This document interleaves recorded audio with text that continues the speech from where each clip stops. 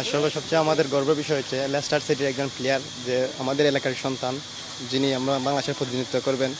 এমনকি গড়ে চলে দেশে আসছে, দেশে সুনাম বয়ে আনবে, এই জন্য দেশবাসীর মূল আগ্রহের কেন্দ্রবিন্দু। আমরা গর্বিত স্নানঘাট নয় তথা হবিগঞ্জবাসী যে আমাদের ছেলে বাংলাদেশের দলের প্রতিনিধিত্ব করে বিশ্বের বুকে লাল সবুজকে এগিয়ে দেবে। আমরা আশাবাদী উনি ভালো কিছু করবেন।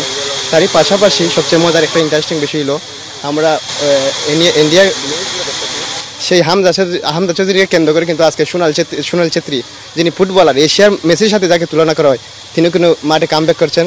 তার মূল কেন্দ্রবিন্দু হলো একমাত্র হামজা চৌধুরী, যার কারণে তিনি কিন্তু আবার মাঠে ফিরছেন।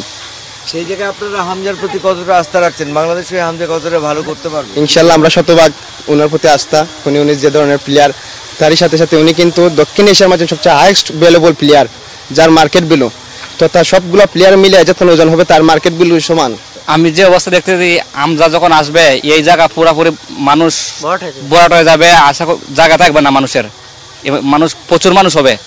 সন্দেহ আছে এই মানুষের জায়গা বাড়িতে জায়গাতে পারবে, এতে সন্দেহ আছে। অনেক ভালো লাগতেছে হামজা দেশে আসতেছে। আমরা দুবাই দেখা হয়েছিল, উনি অনেক ভালো মনের মানুষ, উনি আসায় আমরা খুব আনন্দিত এবং উৎফুল্লিত। উৎসবের খুশি হবে নগদে বেশি, কারণ ঘন্টায় ঘন্টায় আছে গিফট জেতার সুযোগ।